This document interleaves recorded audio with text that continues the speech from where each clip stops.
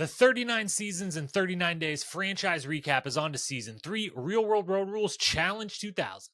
Honestly, this is my runaway favorite of the first 4 seasons, the kind of Road Rules esque era of the challenge. This 11 episode season ran from January to April 2000, starting only 3 weeks after season 2 had ended, which tells you the confidence they had in the idea filming these first 2 seasons so close together. It saw 12 cast members split into 2 teams, Real World and Road Rules again, and competed across 10 real missions and 1 fake one for a share of $112,000 plus new cars for the winning team, which all in was just over double the previous season's prize.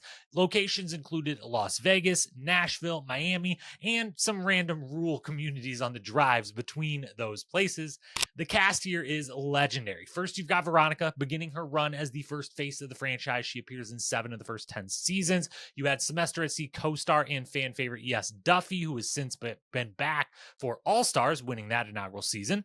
One of my all-time faves and eventual 2-time challenge champ Dan Setzler from Northern Trail. We had Holly Shand, or as I call her, Sarah Rice before Sarah Rice. David Burns from Real World Seattle, another fave of mine. Mike from Miami, Kat from London, Amaya from Hawaii, Los from Road Rules 1, Piggy from Down Under, and of course, the eventual star of this season, an absolute rock star then as he is now, Tech Holmes, who was coming off Real World Hawaii, where he had become arguably the biggest real world star the show had produced to date. That stardom takes us right into one of the biggest storylines of this season, which was simply the fact of how big of stars these people were, which speaks to the popularity of MTV, the network, and Real World and Road Rules at that time.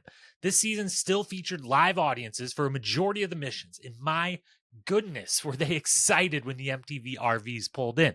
Because, oh yeah, another small but significant change. They now traveled in tour buses, one for each team, a bit more cozy than the Winnies of the first couple of seasons. Highlights of this season was everywhere you looked, but if I had to just pick a few, I would say these. The opening mission, where they attempted to set the longest bungee jump world record, with Kat succeeding, going 700 feet off the Stratosphere Tower in Vegas, but that was delayed a day due to wind, which allowed for Tech to spend a night out in Vegas, rolling in late to the mission, much to the teammate Heather's chagrin.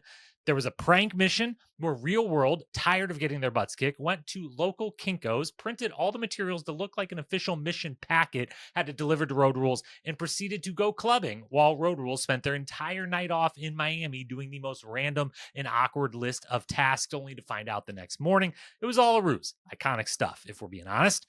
Then they wrangled snakes with Kifla, who in making his guest appearance became the second person after Beth to have appeared on 2 seasons. They did a demolition derby, raced swamp buggies, made homemade swimsuits, and of course, competed in maybe the greatest daily challenge of all time, Redneck Games, where they crashed a county fair to compete in pie eating, bobbing for pig's feet, and the instantly iconic mud pit belly flop contest.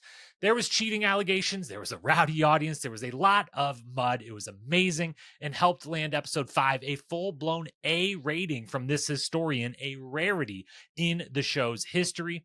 This season then capped off with one of the most dangerous missions of all time, when the cast got to skydive solo by themselves, which is definitely not legal anymore after just an hour class on the ground. You need a bit more training than that these days, but they did it. Amaya ended up in the hospital. Yes, ended up injured as well, but behind Dan and Veronica's bullseyes for Team Road Rules, they took home the mission win, the season win, and some brand new SUVs from Nissan.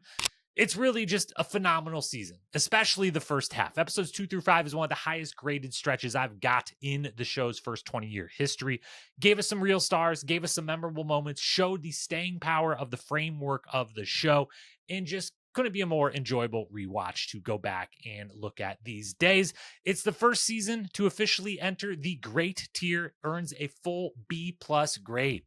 Thanks for watching. Don't forget to subscribe so you don't miss out on any of the upcoming Battle of the Eras recaps. Back tomorrow with season 4.